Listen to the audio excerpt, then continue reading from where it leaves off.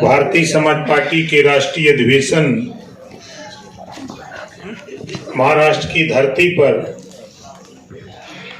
पहली बार आयोजित अधिवेशन की अध्यक्षता करते हुए सम्मानित अध्यक्ष महोदय, संचालक महोदय, मंच पे विराजमान और सामने बैठे हुए नेतागण, फोटोग्राफर महोदय, पत्रकार साथी, सुरक्षा में लगे सुरक्षा साथी, आज इधर हम लोग जो आए हैं, ये चुनाव के पहले हमारे 3-4 साथियों का सुझाव था और खास तौर से जो सुझाव था, विपिन राजभर जी खड़ा हो जाइए और दीपा देवी। अब आप लोगों को लगता होगा ये दोनों लोगों का सुझाव, आगे आ जाइए इधर। 1 साल से आप लोगों का दबाव हमारे ऊपर बार बार होता था कि हमारे यहाँ 200-250 लोगों को ले आइए और पार्टी का कोई कार्यक्रम करिए। इनके यहाँ हमारे वकील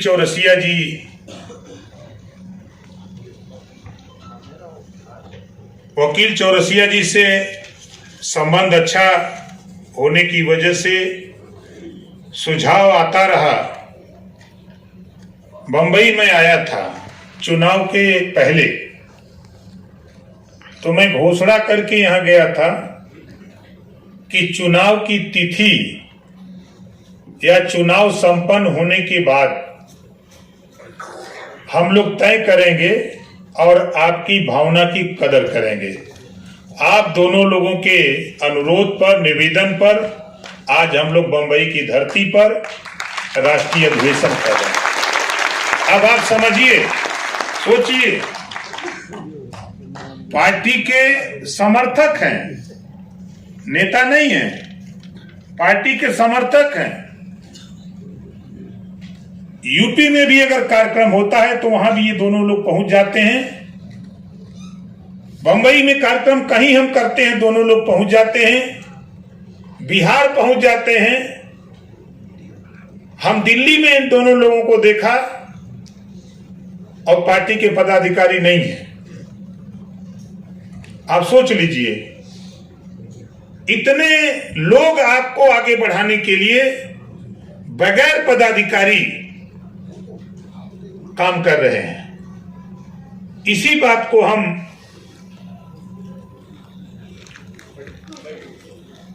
आप लोगों से कहना चाहूंगा कि आज आप लोगों के अनुरोध पर महाराष्ट्र इकाई की तरफ से जो हमारे महाराष्ट्र के प्रदेश अध्यक्ष हैं भाई उमाशंकर सिंह जी,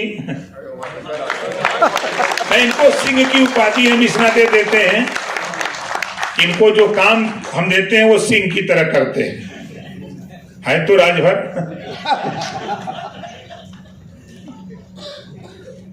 जोरदार ताली बजा करके इनका स्वागत करिए और पुनः हम जुबेर भाई को आमंत्रित करते हैं मंच पे। किसी साथी को बहम हो तो देखो, आंदोलन चलाने के लिए 3 चीजों की आवश्यकता होती है। जोरदार ताली बजाकर साथी का स्वागत करिए। आप माइक पर बोलते बोलते भ्रमित हो गए, जोश में होश खो दिए। आज के बाद जुबेर भाई कभी हम ये नहीं सुनना चाहते। पार्टी को चलाने के लिए 3 चीजों की आवश्यकता होती है, वो सबके पास नहीं है। तीनों चीज सबके पास नहीं है। वो 3 चीजें हैं, समय, बुद्धि और पैसा। जो समय देगा उसके पास पैसा नहीं होगा, जिसके पास पैसा होगा वो समय नहीं दे सकता। जिसके पास बुद्धि है वो न समय देगा न पैसा देगा, वो सिर्फ बुद्धि देगा।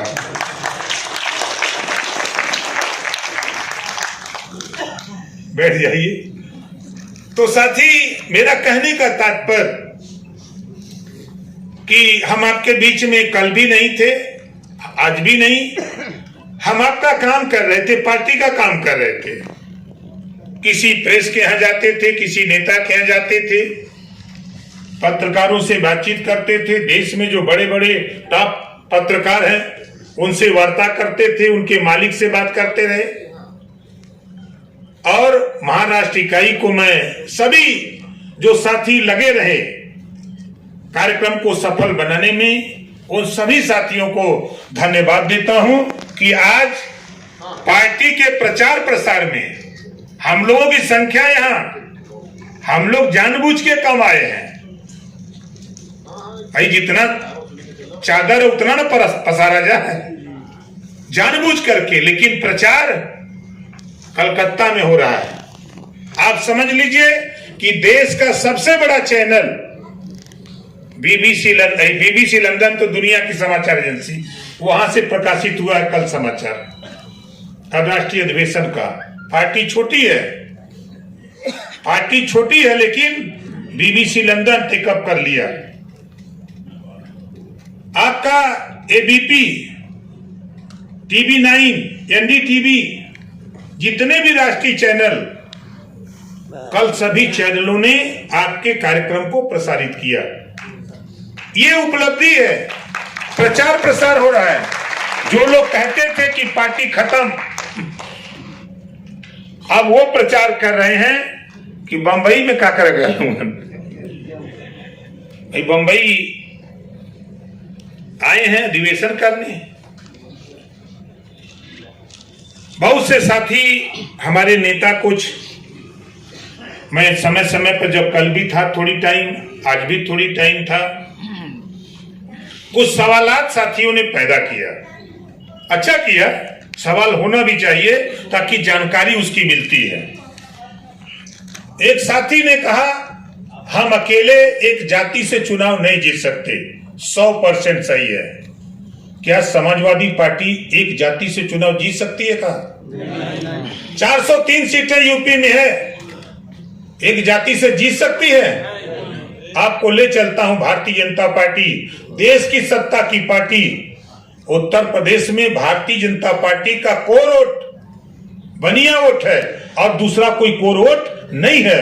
आप बताओ, भारतीय जनता पार्टी अकेले अपने दम पर उत्तर प्रदेश की 403 सीटों में कोई सीट जीत सकती है? कहा कहीं। आप ले आता हूं कांग्रेस पार्टी के पास कौन सा जनाधार बचा? जो वोट उसका था तितर बितर हो गया। एक सीट बता दो जो कांग्रेस पार्टी अपने दम पर जीत ले। है कोई 403 उत्तर प्रदेश की सीट? बहुजन समाज पार्टी है कोई सीट? कहां? अपने अपने मन में ये रखो। ये बात मैं क्यों कह रहा हूं कि साथी, जब आप माइक से बोलते हो तो बहुत लोग सुनते हैं। कोई बात बोलो तो लगे कि हम बात सही बोल रहे हैं, बड़े कटु लगे, सही बोल रहे हैं। आज के बाद ये दिमाग से अपने निकाल दो कि एक जाति से हम चुनाव नहीं जीत सकते, ये सत्य है। लेकिन सभी लोगों को जोड़ करके हम प्रदेश और देश में सरकार बना सकते हैं, ये भी सत्य है। ये काम बसपा ने किया, मान्यवर कांशीराम जी ने किया। ये काम जेपी नड्डा जी ने किया, अमित शाह जी ने किया। ये काम मायावती जी ने किया, मुलायम सिंह जी ने किया। सभी पार्टियों के नेता ने किया, तब जाकर के पार्टी सत्ता में गई। वही काम तो हम लोग बता रहे हैं, वही काम आप कर रहे हो। आप सोचो,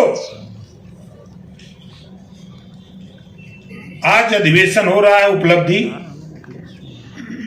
हम लोग हमेशा गरीबों की बात करते हैं।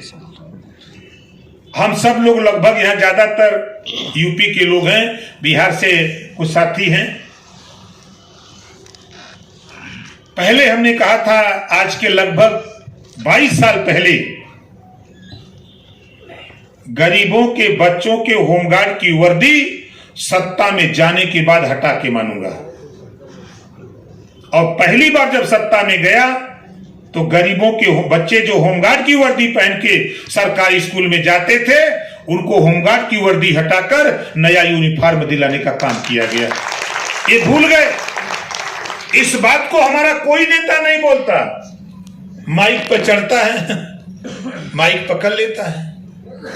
हमने क्या क्या किया। जितना लकीर ओम प्रकाश राजभर भारतीय समाज पार्टी बना करके खींचा है, उसी लकीर पे भाजपा, कांग्रेस, बसपा, सपा सारे लोग चल रहे हैं। उठा के देखिएगा, काम भी हो रहा है। अभी एक साथी ने जिक्र किया महिला आरक्षण, हम लोग तो वही नहीं लड़ रहे हैं, हम नहीं कर पा रहे हैं, लेकिन किसी न किसी माध्यम से वो हो रहा है। आगे देखिए क्या क्या होता है। और आज जिला पंचायत, आगे आने वाले दिनों में 1.5 साल के बाद उत्तर प्रदेश में जिला पंचायत का चुनाव, और जहां खड़े हैं महाराष्ट्र में अक्टूबर में विधानसभा के चुनाव होने हैं। तो महाराष्ट्र में हम लोग कोशिश कर रहे हैं, यहां आने का मकसद एक शब्द बहु अर्थ युक्त जो शोभा के हेतु हम राष्ट्रीय अधिवेशन कर रहे हैं। पार्टियों में चर्चा हो रही है कि का चुनाव लड़ी है का यहां। हम लोग राष्ट्रीय अधिवेशन कर रहे हैं, चर्चा चुनाव की हो रही है कि पार्टी चुनाव लड़ेगी। पार्टी है तो क्यों नहीं लड़ेगी? निश्चित पार्टी चुनाव लड़ेगी। लड़ी है महाराष्ट्र में चुनाव, और आगे भी बिल्कुल चुनाव लड़ेगी। हमारा गठबंधन यूपी में न है कि महाराष्ट्र में गठबंधन है। गठबंधन तो तब होता है जब आप हमको सीट दो। अरे मान गए। बिहार का कुछ इशू था, हम लोग दाव लगाए हुए हैं। दाव लग गया तो ठीक है, नहीं तो बाई इलेक्शन 5 तो हो ही रहा है। 5 बाई इलेक्शन में बात नहीं बनी, जा रहा हूं दिल्ली, बात नहीं बनी तो 5 विधानसभा बाई इलेक्शन पार्टी अपने दम पर चुनाव लड़ेगी और लड़के दिखाएंगे। जब पहलवान हमारे पास है तो मैदान में ले जाने में क्या दिक्कत है? कोई दिक्कत नहीं। ये अपने मन में, जहां जिला पंचायत के 1.5 साल मैंने जिक्र किया, हम लोग अभी से अभियान चला रहे हैं। उस अभियान में कुछ साथी रहे होंगे, सुने होंगे और देखे भी होंगे। हम लोग चाहते हैं कि उत्तर प्रदेश के पूर्वांचल में कम से कम 10 जिले में हम अपना जिला पंचायत अध्यक्ष बनाने की तैयारी में काम कर रहे हैं। और वो काम हम अकेले जिला पंचायत लड़ने वाले लोगों से ही अलग बात करते हैं, पार्टी संगठन का काम अलग करते हैं। हमारी कोशिश हो रही है कि जो फार्मूला दिया गया है 70 और 30, वहां हम लोगों ने बताया, जो आप लोग चर्चा कर रहे हैं कि दूसरी जातियों को जोड़ने का एक बहुत बड़ा साधन, माध्यम सदस्यता रसीद है। सदस्यता रसीद, एक साथी ने बहुत सही बात बताया, हमने मीटिंग में बताया था कि 100 रसीद कट जाए, 100 सदस्य बना लीजिए, तो 100 लोगों को एक जगह जुटाइए तो आपको कम से कम 10 से 15 दूसरी जाति का नेता मिल जाएगा। उसको पदाधिकारी बना करके आप 6 महीने में ट्रेन कर दो, कल वो भी आपकी तरह झंडा लेकर के साफा बांध करके घूमेगा। आप उसको करना पड़ेगा। जो 30 और 70 पर का हमने रेशियो दिया है, वो रेशियो इसी बात के लिए आपको मनाही किया है, जिस दिन हमारी कलम उठेगी, कलम की बात आती है तो आज इस राष्ट्रीय अधिवेशन में मुझे कहने में कोई गुरेज नहीं। आज राष्ट्रीय अधिवेशन बंबई में होने पर पूरे देश में आज एक पुरस्कार मिला है। और वो भी कलम। पुरस्कार मिला है कलम। कलम तो अलग अलग है, लेकिन वो कलम है कि पूरे देश में मात्र 150 कलम बनी है। अभी तक वो 45 कलम बिकी है। 45वां कलम वो ओम प्रकाश राजभर को आज मिली है। अभी हम आप लोगों को दिखा भी देंगे कलम। जुबेर भाई मंगा लीजिए, पूरे वर्ल्ड में मंगा लीजिए कलम, दिखा भी दिया जाए लोगों को। ये क्यों मिली है? ऐसे व्यक्ति ने दिया है, वो पार्टी की विचारधारा, नेता से प्रभावित होकर हम लोगों को घंटों रोका और जाकर के कलम खरीदवाया और उसका इतिहास उस दुकान वाले ने लिख के दिया। हम तो भारत की बात कर रहे हैं, पूरी दुनिया में अभी 150 कलम बनी है। 45वां कलम हमको खरीद करके वो क्रमांक में 45वां हमको मिली है। वो कलम अभी हम आपको दिखाते हैं। क्यों मिली है? हम सब लोगों की तकदीर लिखने के लिए मिली है।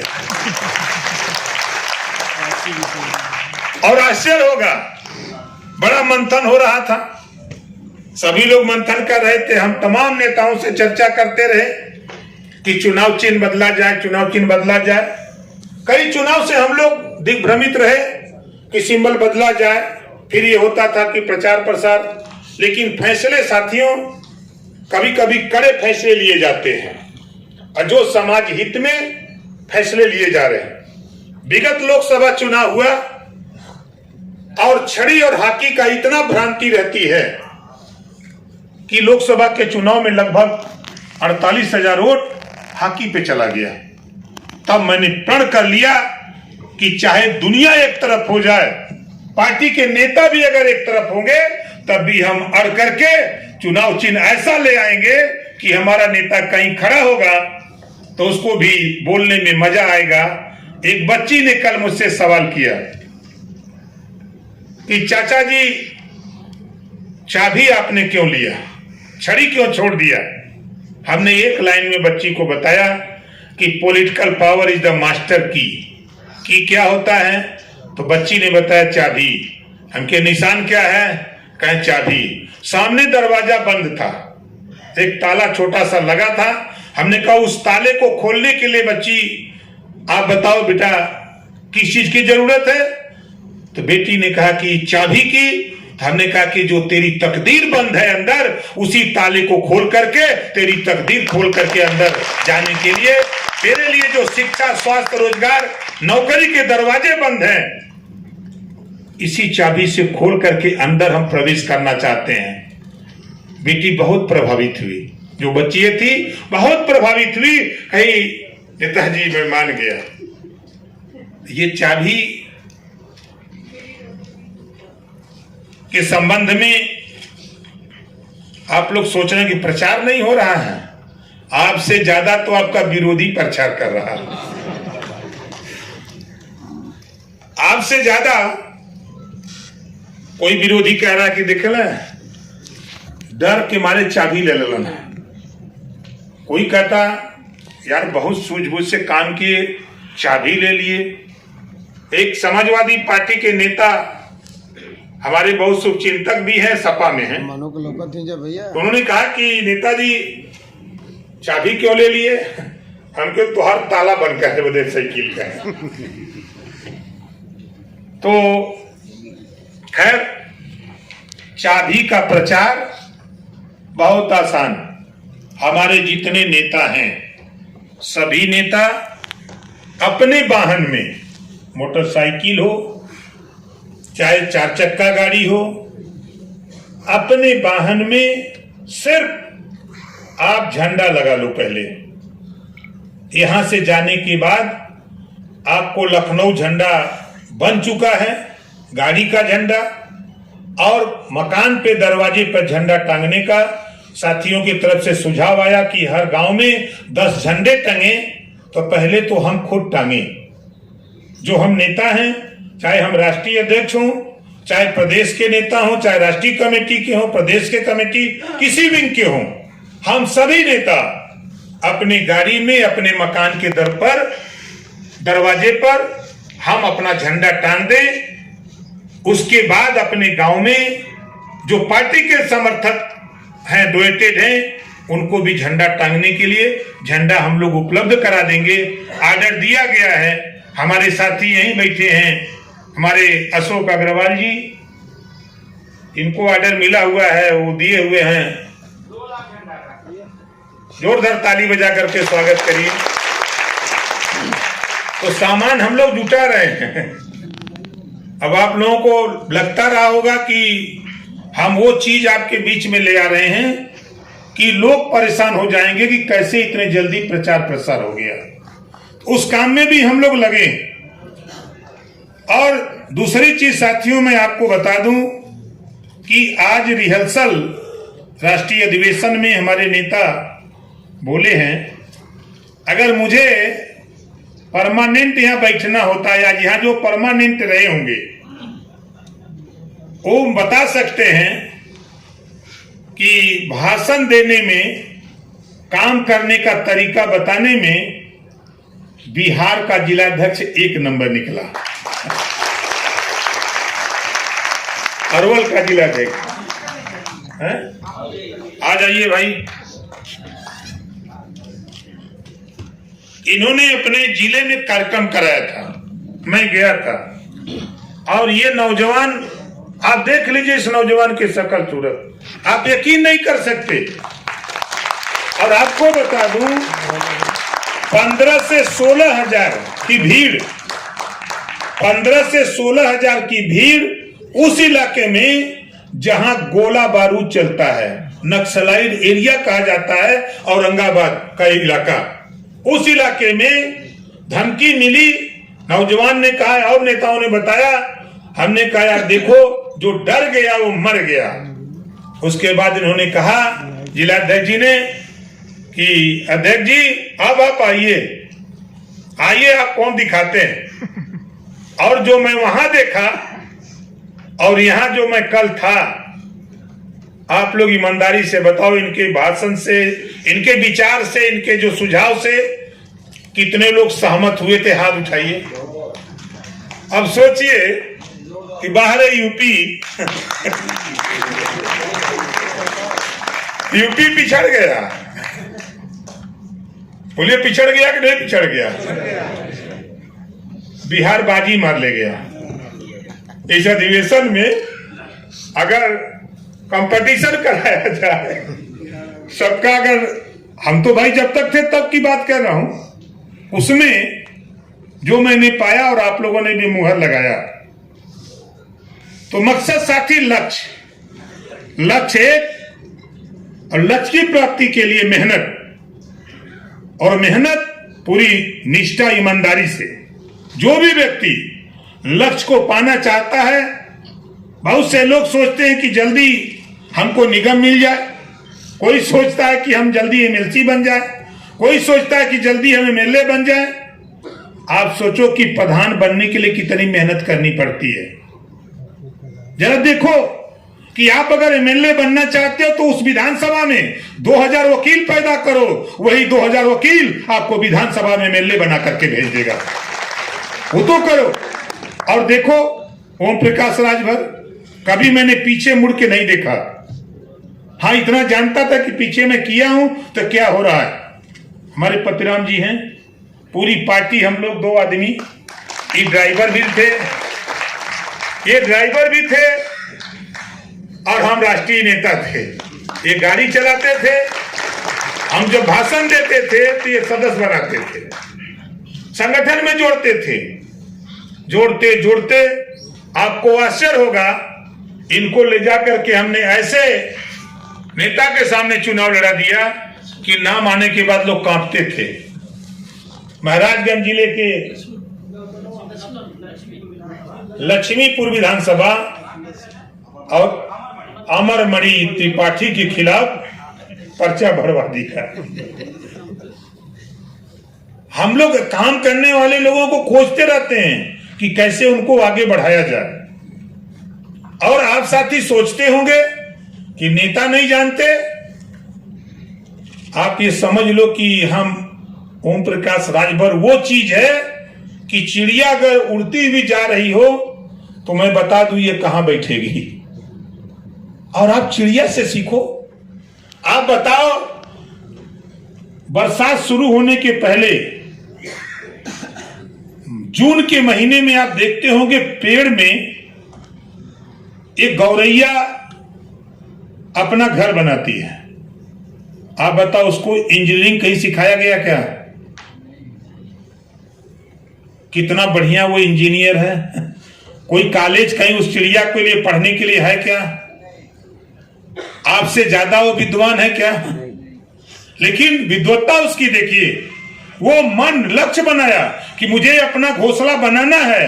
एक एक पाती गन्ने से खेत से चीर चीर करके ले करके और ला करके अपना घोंसला बनाकर अपने परिवार को खुशहाली के लिए बरसात से बचाने का काम भी करती है वो चिड़िया, छोटी सी।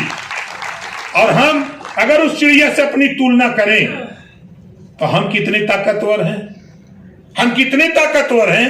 उस चिड़िया से हम सुई से लेके जहाज बनाते हैं। हम ही लोग सुई से लेके जहाज बनाते हैं। और हम पार्टी को तो सत्ता में ले चलूंगा। 2002 में कहा था कि 2017 में सत्ता में ले जाऊंगा, कुछ दिन के बाद छोड़ दूंगा, फिर उसके बाद फिर सत्ता में जाऊंगा। आपने सुना जब हम बोलते थे तो पार्टी के कुछ अधकचरे नेता बेचारे हैं, अपरिपक्व नेताजी बहुत ओवर बोलते हैं। ऐसा नहीं बोलना चाहिए। ओम प्रकाश राजभर जो बोलता है भोग करके बोलता है। मैंने कहा था जब तक मिनिस्टर नहीं बन जाऊंगा तब तक चुनाव नहीं होने दूंगा। तो लोग कहा था कि नहीं कहा था? मिनिस्टर बना तब चुनाव होगा। अब इससे ज्यादा उदाहरण क्या दे सकता हूं। सारे लोग कहते थे, पूरी की पूरी सपा बसपा कांग्रेस भाजपा के लोग कहते थे बनी कैसे, ये तो भाजपा के खिलाफ चुनाव लड़ला। ये बहुत उल्टा बोलता है। लेकिन राजभर जानता है ना, आपकी ताकत को हम जानते हैं, आपकी ताकत को राजनीति करने वाले लोग जानते हैं। और गांव में रहने वाले लोगों को क्या पता है? छोड़ भैया नेता दूसरी पार्टी को क्या पता? हाथी उसकी ताकत को खुद उसको पता नहीं। और आप लोगों से भी कह रहा हूं कि आपको अपनी ताकत का खुद पता नहीं है कि हम किस ताकत में खड़े हो गए। आज देश की राजधानी हम यहां बैठे हैं। कल यहां के एक विधायक से मैं मिला और वो विधायक कहा कि महाराष्ट्र में अगर किसी नेता की चर्चा, राजनीति की चर्चा होती है तो ओम प्रकाश राजभर की बगैर चर्चा के राजनीति अधूरी रहती है। क्यों अधूरी रहती है? जहां हम हैं बॉम्बे में 48% अकेले बंबई में उत्तर भारतीय रहते हैं। ऐसे ही थोड़ा चर्चा होती है। कहीं लोग खड़ा होते हैं, जाते हैं, पूछते हैं तो लोग बताते हैं कि नहीं हम तो नेताजी के साथ हैं, बंबई काम करते हैं। कहीं नेताजी आपके कहेंगे, कहीं जहां कहेंगे वहीं वोट देंगे। तो ये बात लोगों के जीवन में जा रही है। आपको अपनी ताकत का एहसास नहीं है। इस नाते आपसे कह रहा हूं कि आप अपनी ताकत को पहचानो। और ताकत आपके पास नहीं होती तो बताओ, इतनी बड़ी कलम आप कभी देखे हैं? ये कलम है, ये कलम है। और दुनिया में 150 कलम बनी है और 45वां कलम हम लोगों को मिली में। मैं खोल रहा हूं इसको।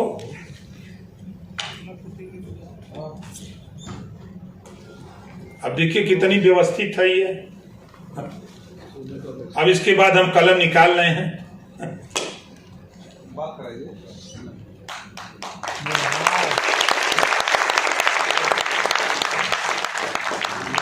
ऐसी कलम देखे थे कभी? बोलिए जोर से। नहीं। इस कलम की कीमत 5 लाख रुपया है। ये राष्ट्रीय अधिवेशन की देन है। ये 5 लाख की कलम।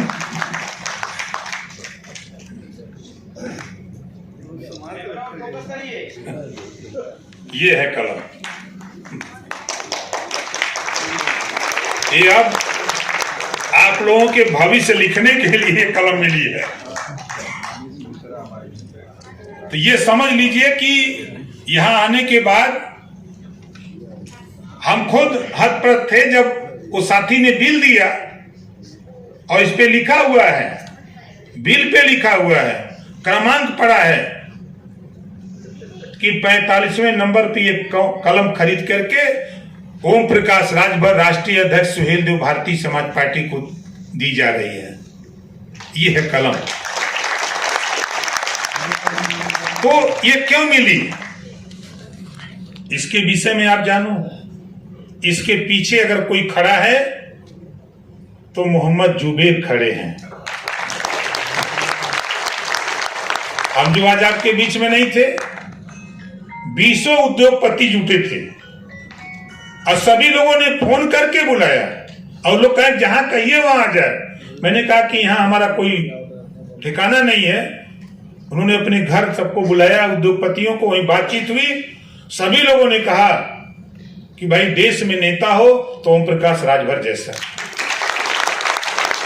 घंटों हमारी उनकी बहस हुई, चर्चा हुई, बातचीत हुई। बातचीत के बाद लोगों ने कहा कि आज हम आपको वो चीज गिफ्ट देना चाहते हैं, उसको लेके जाइएगा, हम लोग बाजार से मंगवा रहे हैं। तो हम सोचे कि कोई सामान उमान होगा, लेकिन उन्होंने वो चीज दिया जो बाबा साहब डॉक्टर अंबेडकर जी ने हमको आपको देने के लिए वोट का पावर दिया कि आप, बाबा साहब ने यही बात कहा कि शिक्षित हो, संगठित हो, संघर्ष करो। ये शिक्षा रूपी कलम, मैं बार बार कलम का उदाहरण देता हूं, ये वो कलम है कि किसी की तकदीर लिखती है और किसी को अगर दस्तखत कर दे तो माला माल बना दे, दस्तखत कर दे तो डीएम बना दे, दस्तखत कर दे तो प्रधानमंत्री बना दे, दस्तखत कर दे तो मुख्यमंत्री बना दे। ये वो कलम में ताकत है। ये कलम आपको गिफ्ट में मिली है। एक बार जोरदार जिन साथियों ने दिया उन साथियों के लिए जोरदार ताली।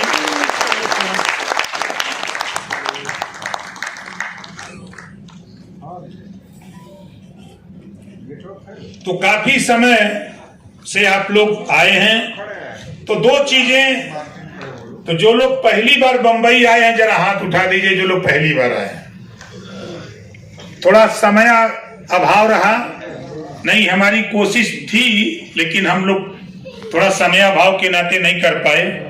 दूसरी चीज, कितने लोग पहली बार हवाई जहाज से आए हैं, जरा हाथ उठाइए।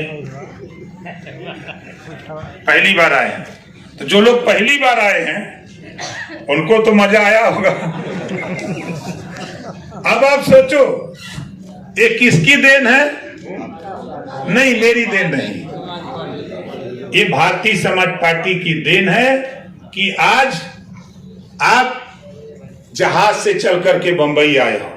सोचो, कल तक मैं चालू टिकट लेकर के चालू डब्बे में बैठ करके बंबई आता था, पार्टी के संगठन को मजबूत करने के लिए, पार्टी के आंदोलन को फैलाने के लिए।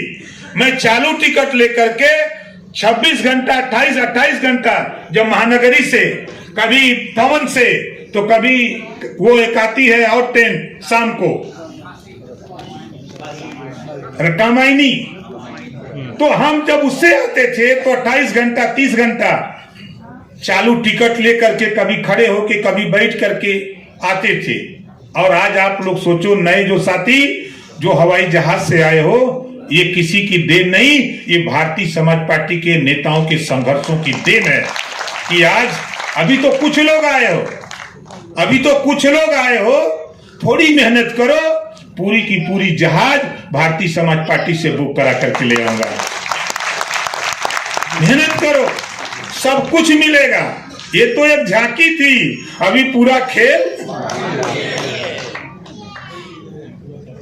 अभी बहुत से साथी छूट गए हैं।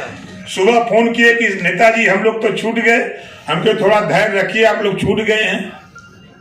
इस नाते सबको नहीं बताया गया कि यहाँ हम लोगों ने तय किया था कि 200-250 के बीच में ही आना है।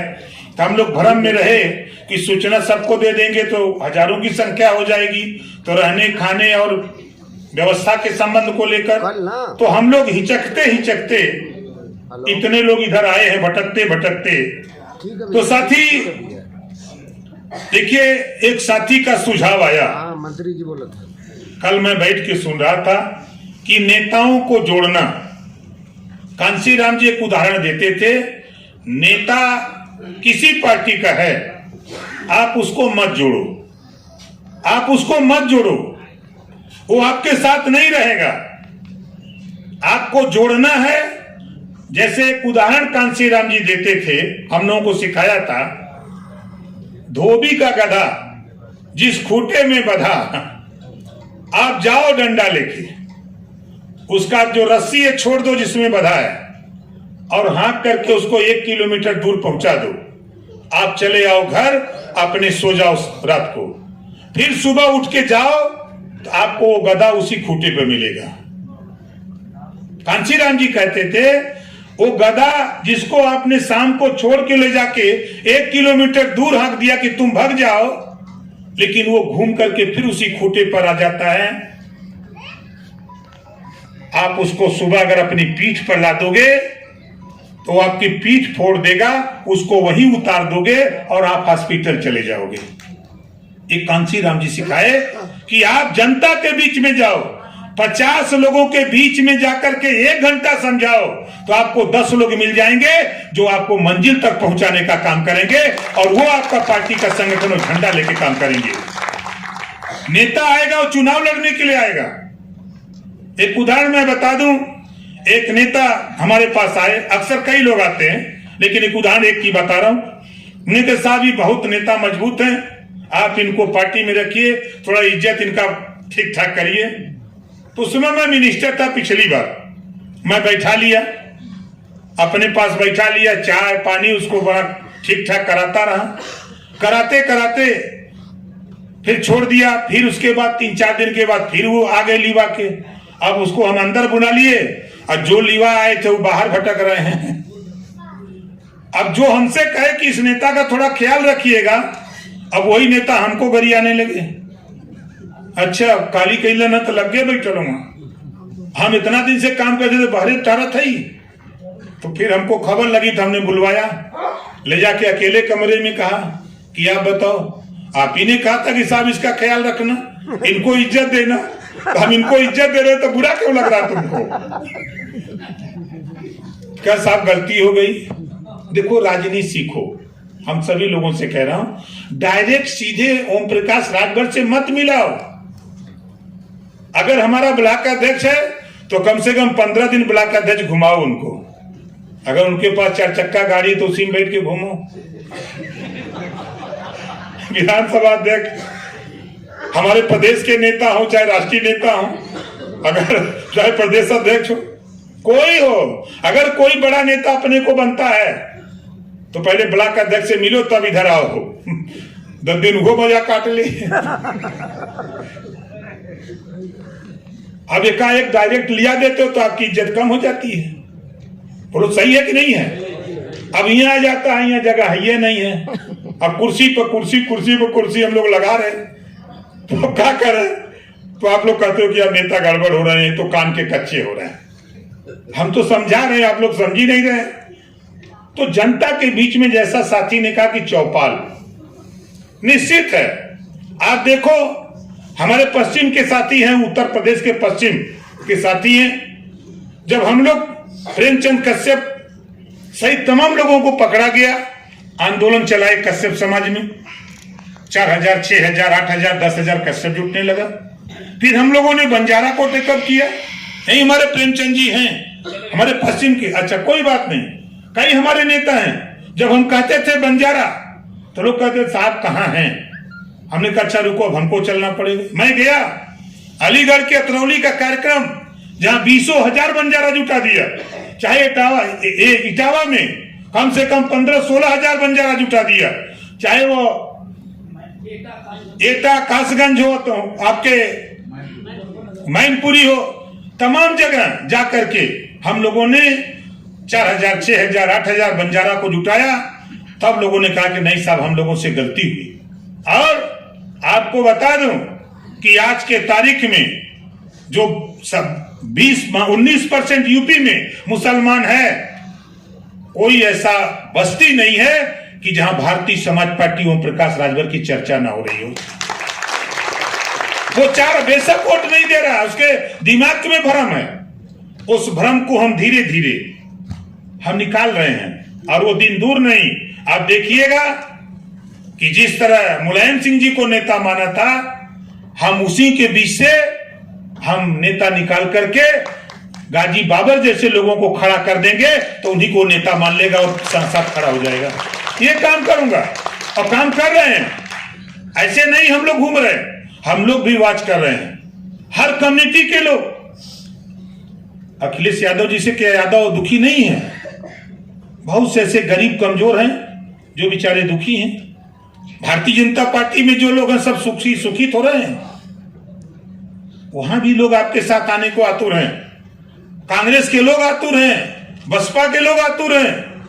आप आज के तारीख में आप ये मान लो,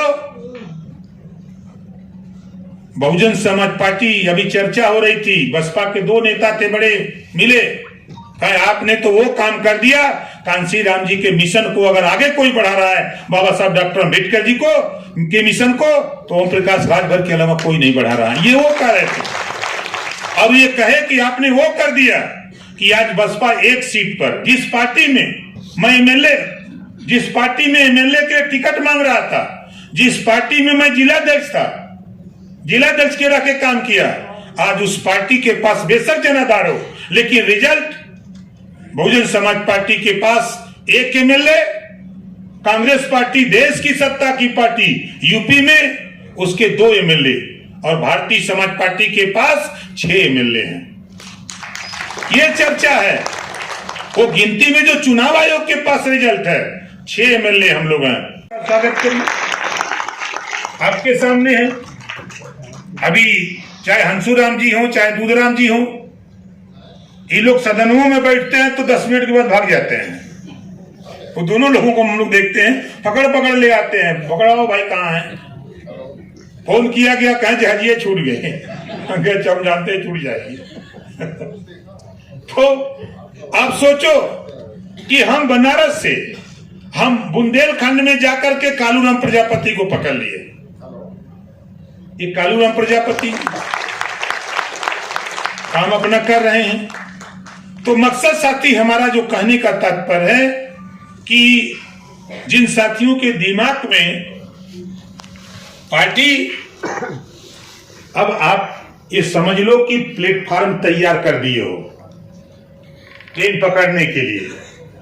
अब बहुत से लोग इस प्लेटफॉर्म पर, कोई अपनी बेहतर शिक्षा के लिए, कोई रोजगार के लिए, कोई नौकरी के लिए, कोई दवाई के लिए, अब वो प्लेटफॉर्म पर आएगा और आपकी चलती हुई ट्रेन में चढ़ेगा और आपको लखनऊ दिल्ली तक पहुंचाने का काम करेगा। ये काम शुरू हो गया है, अभी आप लोग नहीं समझ पा रहे हैं।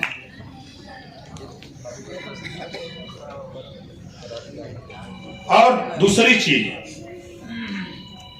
हम आप लोगों से कहूंगा कि कहीं भी कार्यक्रम हो, आज राष्ट्रीय अधिवेशन में कहीं भी कार्यक्रम हो, तो मंच पे ससम्मान महिलाओं की जो आप लोग भाषण देते हैं, 50% आबादी, तो कुर्सियों 50% रह के चाहिए ना। बोलिए, मंच पे भी उनको ससम्मान, एक मैसेज हम लोग देना चाहते हैं। आप देखिए मोदी जी क्या कर रहे हैं, भारतीय जनता पार्टी क्या कर रही है, 50% आबादी पर उनकी निगाह है। वो एक योजना चलाए हैं जो मध्य प्रदेश में चली थी, लाडली बहना, यहां महाराष्ट्र में वो चलाया जा रहा है।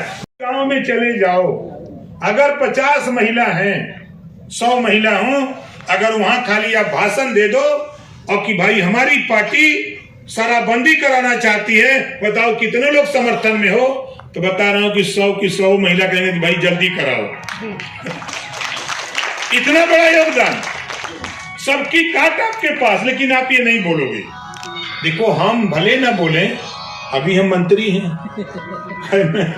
अभी हम बोल देंगे तो कहेंगे सरकार में है तो बंद कराओ। लेकिन आप लोग बोलेंगे, आप लोग चर्चा करोगे तो उसको नोटिस में कोई नहीं लेगा। समझ रहे हैं ना? आप लोग जहां भी गांव में जाओ तो महिलाओं के बीच में दुखी देखिए, हम लोग देखे हैं कि जब कोई शराब पी के आता है घर में तो पूरा परिवार डिस्टर्ब होता है। तो जो परिवार चलाता है, खाना बनाता है, बच्चों को रख रखाव करता है, उसमें सबसे बड़ा योगदान महिलाओं का होता है। वो दुखी है तो उनके दुखती हुई दुख पर दुख जहां है, जो रोग है उसी रोग को खाली थोड़ा सा टच कर दो।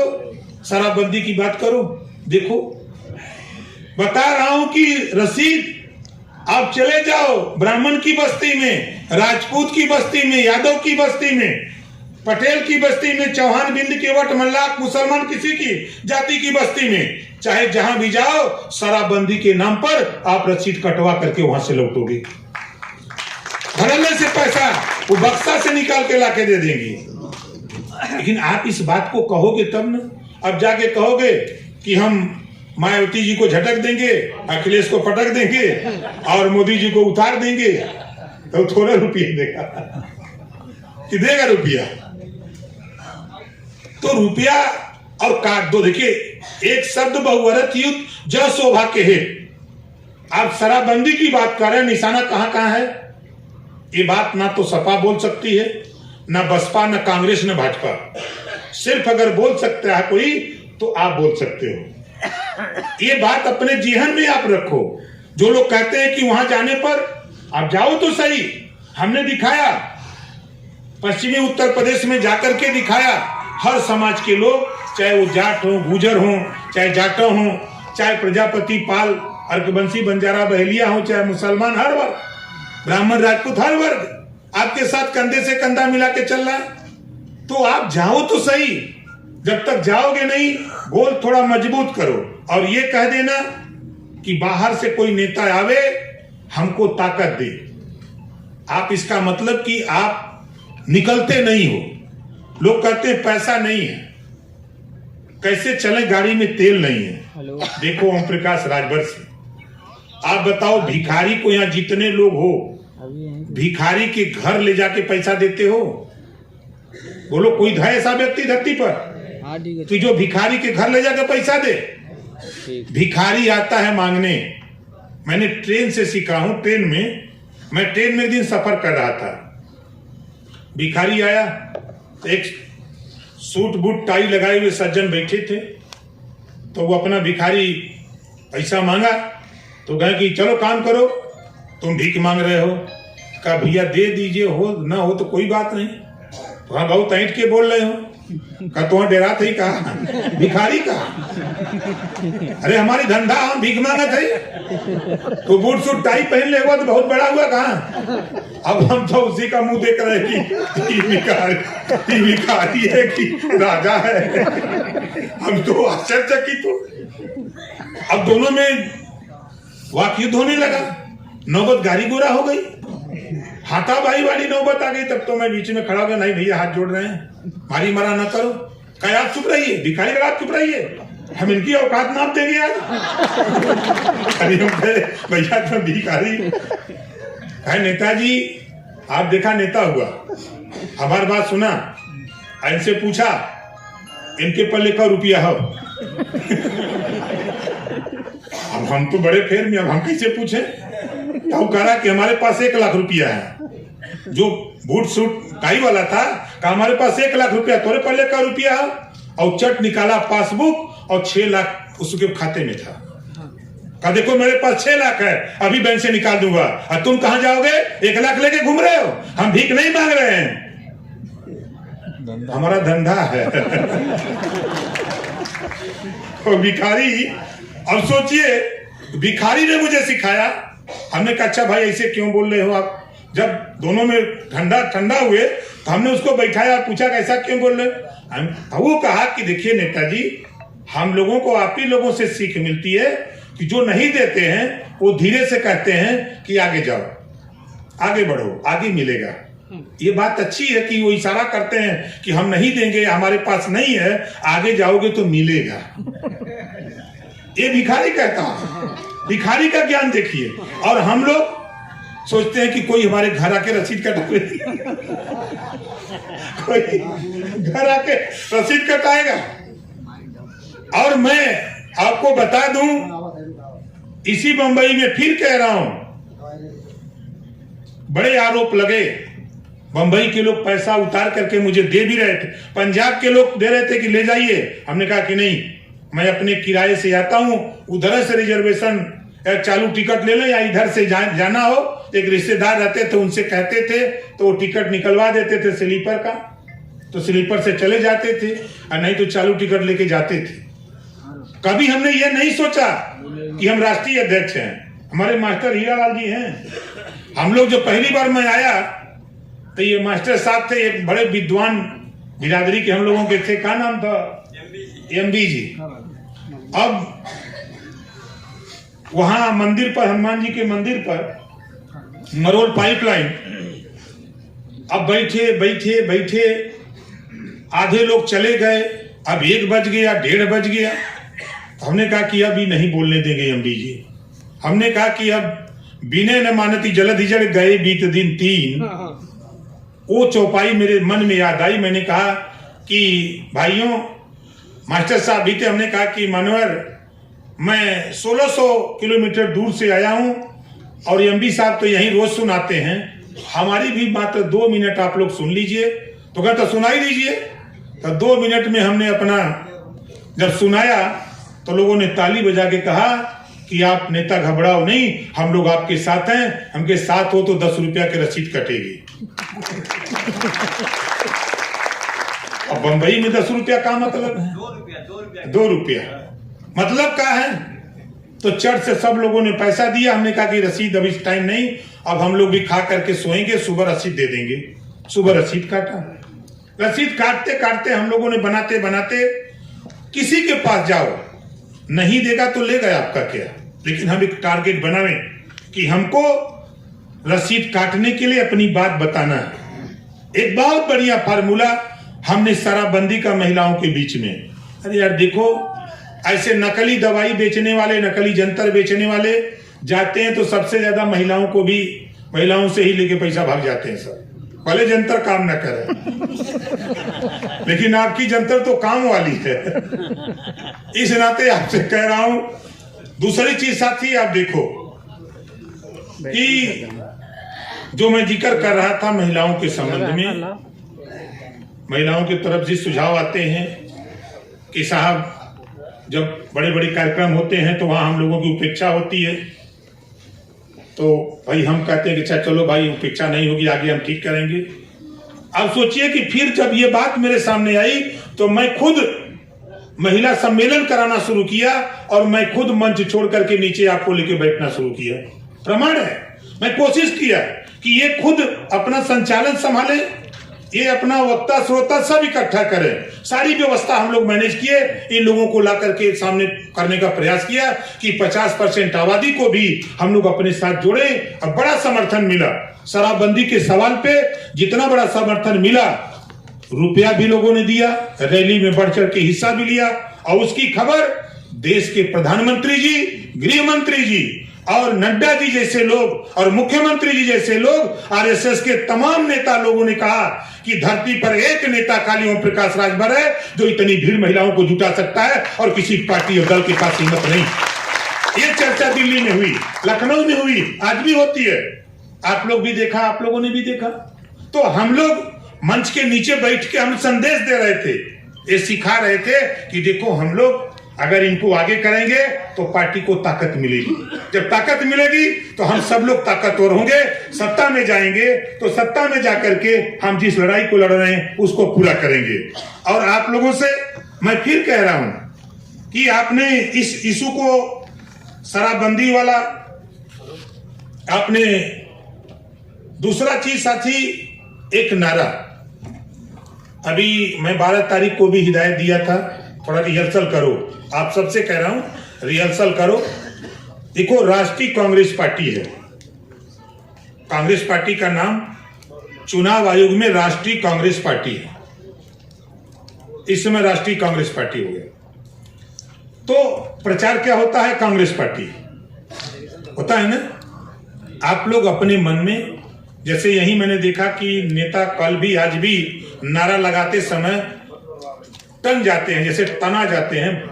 सुहेल देव भारतीय समाज पार्टी लंबा हो जाता है, तो सुहेल देव जी लिखन पढ़ंत में ले आओ। जब आप लेटर पैड बनाओ लिखने लगो पार्टी का नाम तो सुहेलदेव भारतीय समाज पार्टी, नारा के समय भारतीय समाज पार्टी। भारतीय समाज पार्टी कहने में आराम भी है, सांस भी नहीं फूलेगी। कुछ लोग ज्यादा खा लेते हैं, जैसे अगर नारा लगाएंगे सुहेलदेव भारतीय समाज पार्टी तो पता लगा कि बाहर भी आ सकता है। तो नहीं, हम भाई ये सुझाव हम आप लोगों को बता रहे हैं। तो इस नाते में समय समय पर काफी समय से आप लोग बैठे हैं तो उब गए हैं, तो थोड़ा आप लोगों में भी उत्तेजना रहे बात सुनने समझने का। नारा हम लोग लगावे तो भारतीय समाज पार्टी चाबी निशान जिंदाबाद, भारतीय समाज पार्टी चाबी निशान जिंदाबाद। न सांस फूले के बाद अब जोर से भी बोलना चाहें, जो है जितना खाए रहे उतना बोल भी सकते हैं कि भारतीय समाज पार्टी जिंदाबाद। अब उसी को अगर आप सुहेलदेव भारतीय समाज पार्टी चाबी निशान, लंबा हो रहा है ना, तो इस नाते बोलचाल की भाषा में हम भारतीय समाज पार्टी बोले, लिखने पढ़ने में हम सुहेलदेव भारतीय समाज पार्टी लिखें। तो हमारे साथ एक नारा भी हो जाए, भारतीय समाज पार्टी चाबी निशान जिंदाबाद। हाथ उठा करके भारतीय समाज पार्टी चाबी निशान, भारतीय समाज पार्टी चाबी निशान, भारतीय समाज पार्टी चाबी निशान। बैठ जाइए, मैं भी करा देते हैं।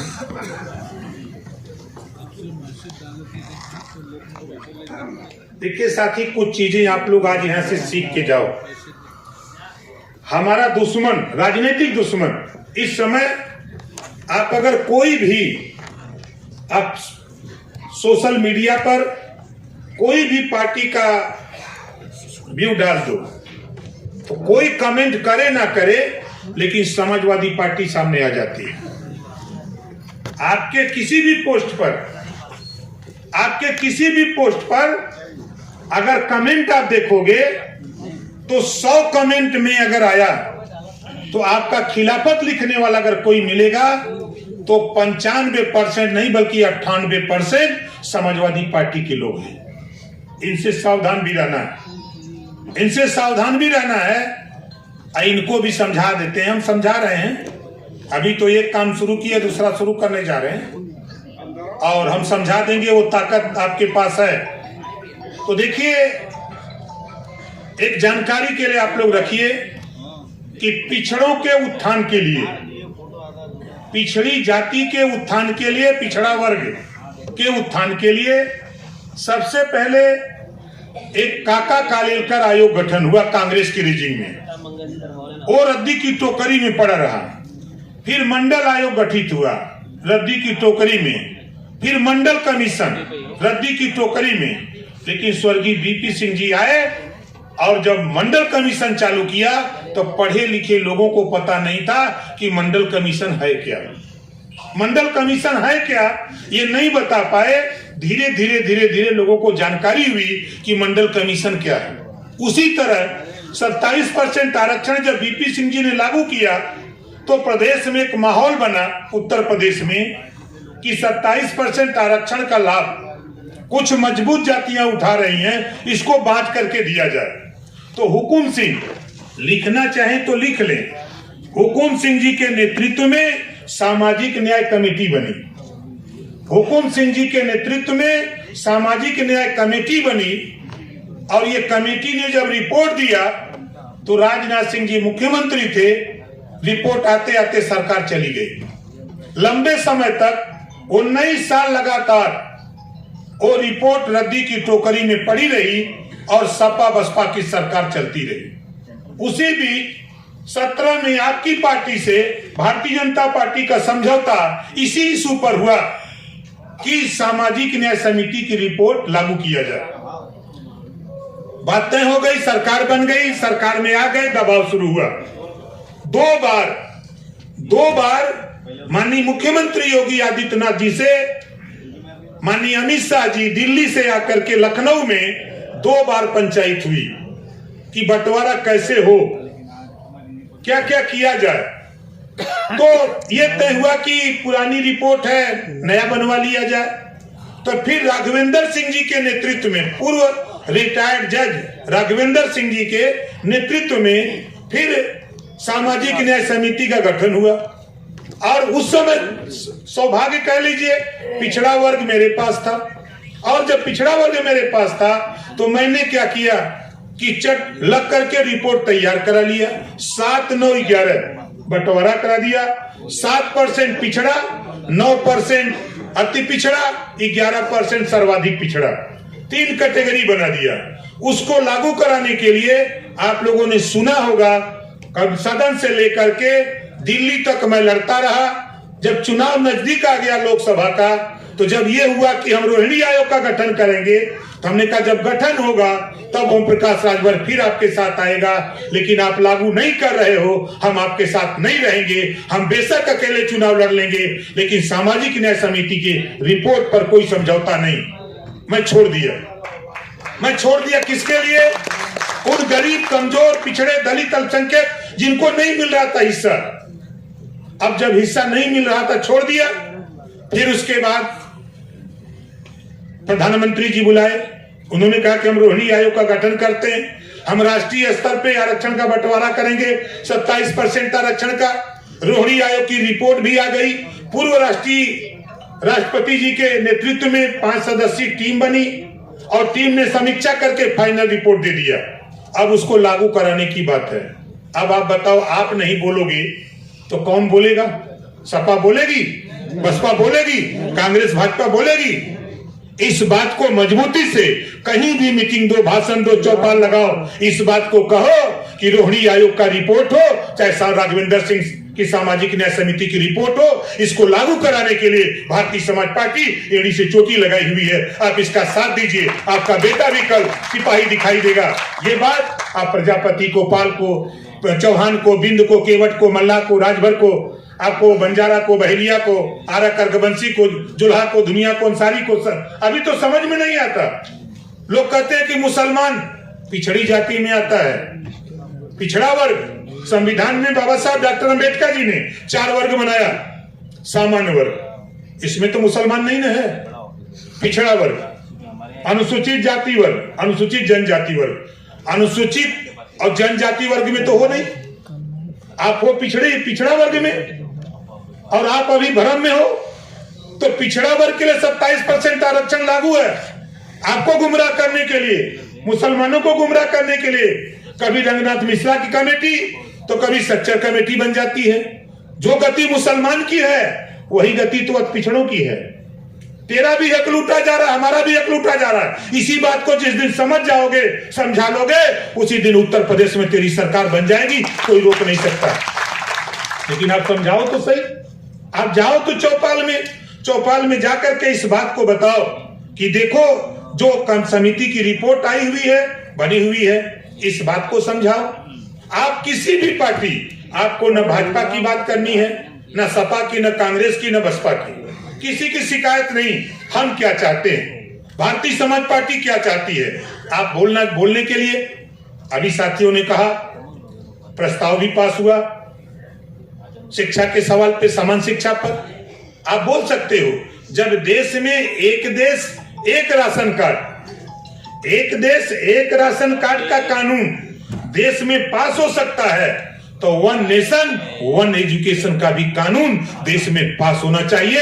एक समान, एक देश एक समान शिक्षा, एक देश एक समान शिक्षा भारतीय समाज पार्टी लागू करना चाहती है। इस नाते हम आपको अपनी पार्टी में जोड़ रहे हैं। आओ हमारे साथ कंधे से कंधा मिला करके हम लोग आवाज लगाएं। ये आवाज दिल्ली और लखनऊ पहुंचाया जाए, बंबई पहुंचाया जाए। हम देश के कोने में इस आवाज को पहुंचावें, ताकि देश में एक समान शिक्षा लागू हो, ताकि गरीब का भी बेटा पढ़ करके अमीर के बेटा के साथ साथ वो भी डॉक्टर, मास्टर, इंजीनियर, कलेक्टर बनने की तैयारी करे। इस बात की चर्चा हमको आपको करने की जरूरत है। हम लोग जाते हैं, हमारे कुछ नेता जोश में वही शुरू करते हैं कि हम इस बार उत्तर प्रदेश में हम आने नहीं देंगे। किसको नहीं आने देंगे पता ही नहीं, भुला गए। अरे आप करना क्या चाहते हो? आप करना चाहते हो उसके संबंध में आप बोलो। आप पुरानी बात को भी अगर याद कर लो, इतने दिन से हम रटा रहे हैं कि आज इस देश में, उत्तर प्रदेश में बहुजन समाज पार्टी की सरकार जब थी, बनारस की धरती पर शेड्यूल ट्राइब्स ISPCS निःशुल्क कोचिंग सेंटर खुला।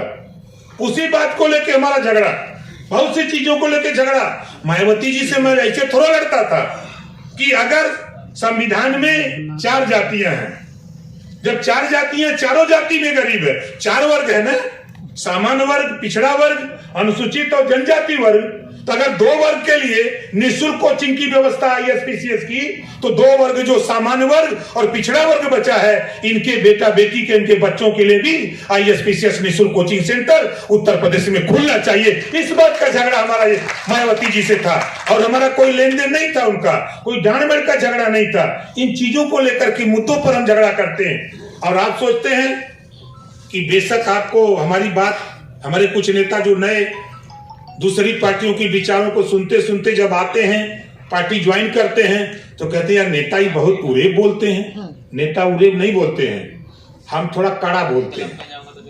देखिए हमारी वो भाषा है, जातो को कांटा बोए ताको बो भाला, जातो को कांटा बोए ताको बो भाला, वो भी समझ जाए कि पड़ा किसी से। अब धीरे धीरे बोलबा, तब जब वो जोर से बोले लगी तब तुह दवाई दी। तो इस नाते साथी आप अपनी बात मजबूती से कहिए, कोई भी कहीं खड़ा होइए बेहिचक। पहले तो हम सभी नेताओं से कहूंगा, आज मुझे खुशी हुई कि यहाँ जितने लोग आए, हम लोग लाने का प्रयास नहीं किए, सूचना धीरे धीरे फैली, लोग आ गए। हम लोग टारगेट दिया था, जो हमारे महाराष्ट्र प्रदेश के अध्यक्ष जी थे, और हम लोगों ने विचार विमर्श जो किया था, हम लोगों ने सोचा कि सूचना अगर दे देंगे तो संख्या 1000 की होगी, बैठने की व्यवस्था 200 से 250 हो सकती है, वहां रहने की व्यवस्था हम लोग 250 लोगों की संख्या 1000 हो जाएगी, तो दुर्व्यवस्था हो जाएगी। तो चलो रिहर्सल कर लिया जाए। तो ये हमारे अधिवेशन का रिहर्सल है। अगली बार फिर हम लोग जब इजाजत होगी बंबई के लोगों की, तो फिर अगली बार जैसा इजाजत होगा, तो अब हम लोग ही सोचे हैं कि अधिवेशन में जैसे कुछ नए साथी आते हैं, आज जैसे नए साथी आए हैं, कुछ पुराने साथी आए हैं, अगली बार कुछ नए ज्यादा आएंगे बंबई आने वाले।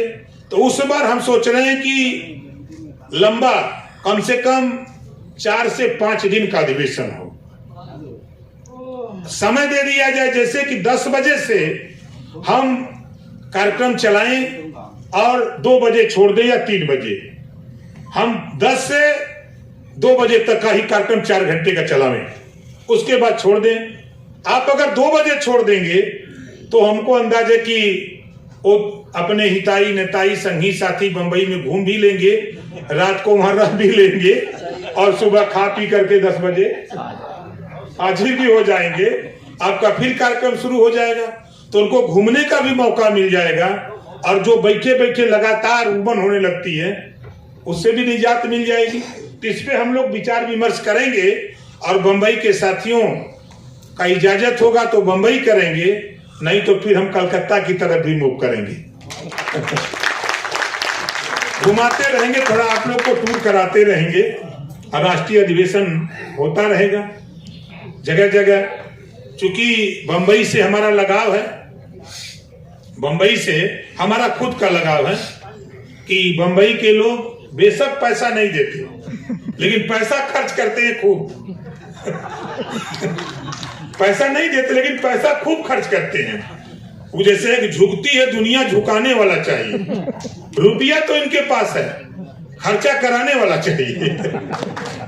पहली बार बंबई शहर में आप लोगों ने भी देखा, होर्डिंग लगी, पहली बार होर्डिंग लगी। नकारात्मक सोच वाले जो होते हैं, निगेटिव सोच के जो लोग होते हैं, उनको हमेशा निगेटिव सोचते हैं। आप पॉजिटिव सोचो, आप पॉजिटिव सोचो, कहां कैसे क्या हुआ ये मत देखो, पूरे बंबई में राजनीति करने वाले लोगों के दिमाग में भारतीय समाज पार्टी ओम प्रकाश राजभर राष्ट्रीय अधिवेशन बंबई की चर्चा हो रही है। और आप लोग सोचते हो कि ओम प्रकाश राजभर ऐसे थोड़ो राजभर बने हैं। 14 साल भगवान राम जी की तरह बन जैसे भगवान जी भटके, वैसे गांव हम भी धूल फाके। तब आज बंबई में आकर के हम लोग अपील और निवेदन कर रहे हैं कि भाई इजाजत होगी तो, जो कि रुपया तो इन लोगों के पास है, बंबई वालों के पास। हमने देखा भाई इतनी होर्डिंग कि शायद इतना तो हम लोग यूपी के किसी कार्यक्रम में इतनी होर्डिंग नहीं लगा पाए थे जितना होर्डिंग यहाँ हम लोगों ने बंबई में देखा। तो ये सकारात्मक सोच है। पैसा कहां से आ रहा है ये हमारा आपका विषय नहीं। हम कितना खर्चा करवा ले रहे हैं अपने साथियों से, बंबई के लोगों से, इस पे निर्भर करता है। तो इसके लिए बुद्धि लगाइए, पॉजिटिव सोचिए। पॉजिटिव सोच पर मैं फिर कह रहा हूं, इजाजत होगी बंबई के लोगों की तो अगली बार स्पेशल विमान आपके बनारस एयरपोर्ट पर भी रहेगा, गोरखपुर भी एयरपोर्ट पर रहेगा, लखनऊ भी एयरपोर्ट पर आएगा। जब वो विमान लेके आएगा आप सोचो कितनी बड़ी चर्चा होगी कि विमान इन लोगों ने खरीद लिया का।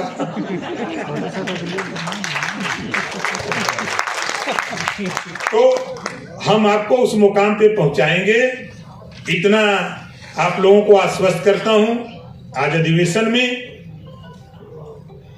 कि आने वाला कल आपका है। बसपा पिट गई है, कांग्रेस पिटी हुई है यूपी में, सपा पिटी हुई है, बहुत उछल कूद कर रही है, लेकिन वो हम ही को टारगेट बनाई है। तो इतना समझ लेना कि हम भारतीय जनता पार्टी के साथ अलायंस में हैं। तो भारतीय जनता पार्टी भी सत्ता में अब 10 साल 5 साल पूरा हो गया है, ये भी पीट ही रहे हैं। हम साथ में हैं, कोई दिक्कत नहीं, ये भी पीट रहे हैं। तो आप सोचो कि जब मधु कोड़ा एक एमएलए मुख्यमंत्री बन सकता है तो 25 को एमएलए बना लो, यूपी में हम मुख्यमंत्री बना के दे देंगे।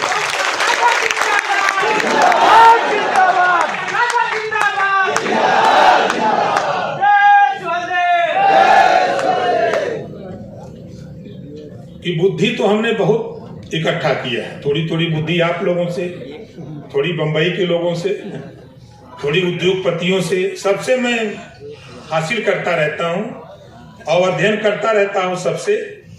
और सबसे अध्ययन करते हुए साथी हम लोगों ने जो हासिल किया है इतने कम समय में, आप अगर Bharatiya Janata party, Congress party, Bahujan Samaj party, Samajwadi party के इतिहास को पढ़ेंगे तब आपको समझ में आएगा कि हमारा नेता कम दिन में ही पार्टी को सत्ता में पहुंचा करके हम लोगों को, आज जो सिपाही देख के भागते थे यूपी में नेता, आज वो दरोगा जी और एसपी के सामने बैठ करके अपनी बात कर रहे हैं। ये भारतीय समाज पार्टी की दिन।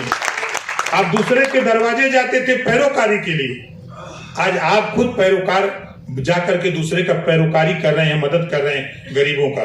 तो जो जिला पंचायत के सवाल पे मैं फिर आ रहा हूं, जो हम लोग टारगेट बनाए हैं अभी से, हम लोग उनको दरवाजे पर भेज रहे हैं कि आप जाओ और अपने क्षेत्र से 2000 लोगों को सदस्य बनाओ और उन्हीं 2000 के बीच में बराबर उनको घुमाते रहना है, ताकि चुनाव आते आते वो 2000 लोगों में हमारे पास 1000 भी लोग मजबूती से खड़े रह गए तो डंके की चोट पर हमारा जिला पंचायत जीत करके आएगा अपने अपने जिले में और अपना चेयरमैन बना करके। आप सोचिए कि क्योंकि मेरे पास पंचायती राज विभाग है, एक एक जिले में एक एक साल में 30 करोड़, 40 करोड़, 50 करोड़, 60 करोड़, 70 करोड़ रुपया जा रहा है विकास के लिए। वो खजाना, उसकी चाबी हम आपको देना चाहते हैं, आपके बीच से लोगों के देना चाहता हूं। उस खजाने में इस तरह की स्थिति पैदा करो कि किसी साथी ने लिखा है कि खुद को कर बुलंद इतना, खुद को कर बुलंद इतना कि खुदा खुद बंदे से पूछे कि बता तेरी रजा क्या है। आप जिले में, किसी जिले में यदि आप 15 से 20 जिला पंचायत बना लिए, आप बन नहीं सकते तो बनाने नहीं देंगे। तो वो आएगा तो आप बताओ क्या चाहते हो, तो 40 करोड़ में 20 करोड़ इधर, 20 करोड़ उधर। सीधी सीधी बात बता रहा हूं। और घबराओ नहीं, हम मुख्यमंत्री जी से और यूपी में बातचीत कर चुके हैं। कुछ नया फैसला पंचायत में ले आ रहे हैं, वो अभी नहीं बताऊंगा, बाद में काम होने के बाद वो स्थिति पैदा करूंगा। हमारी कोशिश है कि यूपी में कम से कम 10 चेयरमैन आपको दूं, और वो चेयरमैन के माध्यम से जो आपकी छोटी छोटी समस्या गांव की है, नाली, चक्रोड, खड़ंजा, हैंडपंप, पुल, पुलिया, चक्रोड की, उस समस्या को बड़े पैमाने पर हम लोग हल करके एक इतिहास कायम करने का काम करें। इस बात के लिए हम जिला पंचायत जो साथी लड़ना चाहते हैं उनको हम सूची में ला करके, उनकी सूची बना के उनको बराबर काम पे हम लोग लगाए हुए हैं। उधर भी काम कराएंगे, संगठन का भी काम, सरकार बनाने के लिए भी हम तैयारी में लगे हुए हैं। और हम लोग पुनः महाराष्ट्र इकाई के सभी जिन साथियों ने होर्डिंग से लेकर के खाने की व्यवस्था, रहने की व्यवस्था, हम लोगों को यहाँ जो व्यवस्था दिया, हाल की व्यवस्था दिया, उन सभी साथियों का एक बार जोरदार ताली बजा करके आप लोग सबका स्वागत कर दीजिए। और किसी साथी ने लिखा है, किसी शायर ने लिखा है कि ज्योति से ज्योति जगाते चलो, ज्योति से ज्योति जगाते चलो, प्रेम की गंगा। हम लोग कहीं भी जाएं, शिष्टाचार, देखिए इससे बड़ा धन कोई नहीं है। आप किसी के पास जाइए, सिर्फ आप उनको नमस्कार करिए, जय भीम करिए, जय सुहेल देव करिए, जय श्री राम करिए। जब आप उनको हाथ अपना इस तरह करेंगे तो उनको लगेगा कि इसके पास शिष्टाचार है, ये कुछ करना चाहता है। ये हथियार आपका बहुत बड़ा हथियार है। इस नाते हम आपसे निवेदन करूंगा कि बानी ऐसा बोलिए, मन का आपा कोय, औरन को शीतल करे, आपो शीतल होए। सब लोग खड़ा हो जाइए जो जहां है, हमारे साथ नारा लगेगा। हम बोलेंगे महाराजा सुहेल देव जी अमर रहें, तो आप बोलेंगे अमर रहें, अमर रहें। महाराजा सुहेल देव जी